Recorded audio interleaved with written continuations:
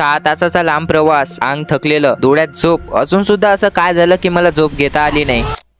मग पब्लिक बोला goggle HEPA गोलेची model #Ritansh blogger, Nagpur की सडकों में भटकता ब्लॉगर. रस्ताने मी अनजान असं वाटत होतं, पण नाही, कारण आपलं पॅटर्नच वेगळं आहे. जिथं जाई ना तिथं हवा, चर्चा आपलीच चालते भावा. विजयादशमीच्या दिवशी दीक्षाभूमीच्या चरणी आलो. इथे लाखो लोकांच्या उपस्थित आपल्याला भाऊ मिळाला, अनिकेत त्याचं नाव. त्याच्यासोबत दर्शन केले आणि बाहेर आल्यावर काय, आमची अकोल्यापेक्षा इथला ॲटो अलगच आहे. मला वाटलं बस स्टँड अतिच असणार, पण ते 5 किलोमीटर दूर होतं. पाय चालू चालू थकलो होते राव. मग काय रिक्षा केला. आणि सांगा बरं नागपूरकर, हा कोणता चौक आहे? तर महाराजांचे दर्शन करून ड्रॅगन प्लेसला जायची लालपरी पकडली. जशी लालपरी सुरू झाली, आहा, पण माझी मम्मी तो झोपलीच. एवढा लांब प्रवास केल्यावर मी थंडागार झालतो. मलाही झोप येत जाय, कारण कालपासून मी काही झोपलो नाही, म्हणूनच डोळे ज्वालामुखीवाणी लाल पडले. डोळ्याला झोप येत होती, पण नागपूर एवढं खास आहे ना. मी माझी सोन्याची झोपमोड करून लालपरीच्या हृदयातून नजारे पाहिले. काय ते नजारे, अन काय तो उत्साह, अन रावण तर पहा. पण हिवाळ्याच्या टाइमले न बोलवलेला पाऊस आला. आता नजारे पहा. मौसम सुहाना,